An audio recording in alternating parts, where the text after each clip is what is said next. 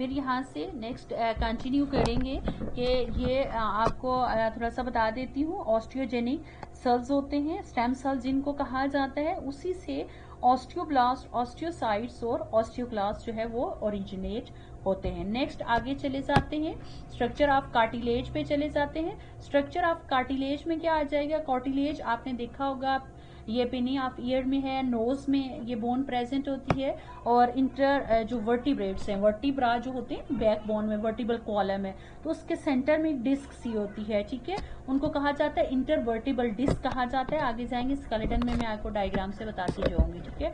तो ये जो स्ट्रक्चर ऑफ बोन है, कार्टिलेज जो है वो स्ट्रॉन्ग नहीं होता जैसे बोन्स होती हैं, ठीक है, पर्टिकुलर प्लेसेस में होता है, हर एक जगह पे नहीं होता।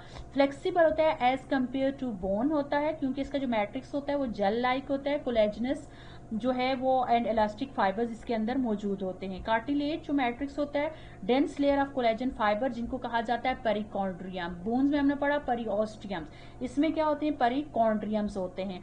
और इसके अलावा स्मॉल कैविटीज होती है मैट्रिक्स के अंदर जिनको कहा जाता है लैक्यूनाई कहा जाता है, जो कंटेन करती हैं कार्टिलेज सेल्स को।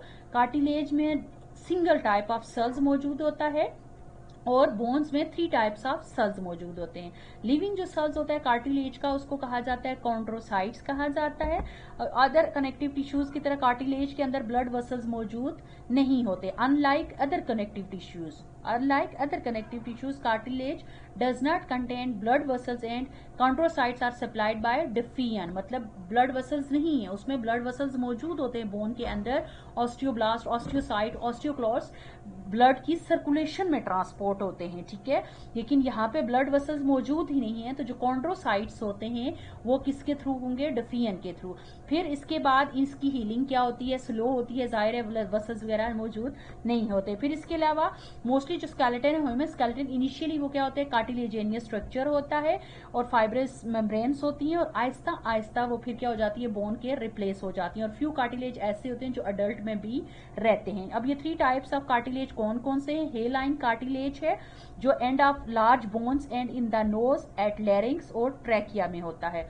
फिर उसके बाद है फाइब्रो कार्टिलेज। फाइब्रो जो कार्टिलेज होती हैं ये wide rows of thick collagenous fibres होती हैं और ये मौजूद होती हैं disc located between the vertebra, जो वर्टिब्रल कॉलम के सेंटर में डिस्क होती हैं वहां पे ये मौजूद होता है। कार्टिलेज ऑफ नी में भी मौजूद होता है। फिर उसके बाद इलास्टिक कार्टिलेज जो होता है ईयर फ्लैश में और एपिग्लॉटिस में मौजूद होता है। फिर उसके बाद नेक्स्ट जो आ जाता है comparison between bone and cartilage. इसको आपने कंपैरिजन खुद बनाना भी है, याद भी करना है।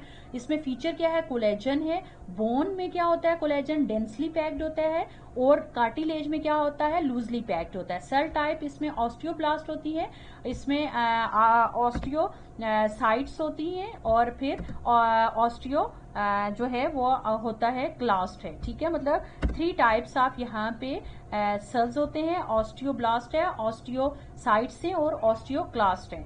और दूसरा कार्टिलेज में क्या होता है? सिर्फ एक कॉन्ड्रोसाइट है। ब्लड वेसल्स इसमें प्रेजेंट है और दूसरे में एब्सेंट होती हैं। मिनरल डिपॉजिट जो होती हैं जैसे कि कैल्शियम कार्बोनेट्स और फॉस्फेट वगैरह बोन्स में होती है और कार्टिलेज के अंदर नो डेपोजिशन ऑफ मिनरल्स है। एक्सटर्नल कवरिंग जो है बोन्स की उसको पेरिओस्टियम कहा जाता है और जो कार्टिलेज की होती है उसको पेरिकॉन्ड्रियम कहा जाता है। ये डायग्राम है कार्टिलेज की, है लाइन कार्टिलेज की, इसमें कॉन्ड्रोब्लास्ट होती हैं, ठीक है, इसके अलावा पेरिकॉन्ड्रियम होती हैं, लेक्यूनाई जो होती हैं सेल्स होते हैं इसमें मौजूद होते हैं जिसमें कॉन्ड्रोसाइट्स हैं और फिर एक्स्ट्रा सेलुलर मैट्रिक्स है, ये यहाँ तक आ जाता है। यहाँ पे आगे बच्चे आपका लेक्चर नंबर 1 एंड हो जाता है।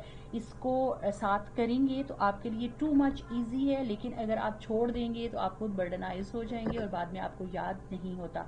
बच्चे हमारे लिए भी इतना आसान नहीं होता कि हम लेक्चर बनाएं फिर उसको रिकॉर्ड करें और आप तक पहुँचाएँ, तो काइंडली आप इनको साथ साथ करें। ये वाला जो लेक्चर हैं ये बाद में रिवाइज नहीं होंगे, हम जब कॉलेज में होंगे तो हम वापस जो न्यू सिलेबस होगा इंशाल्लाह उसके साथ कंटिन्यू करेंगे। अल्लाह हाफिज।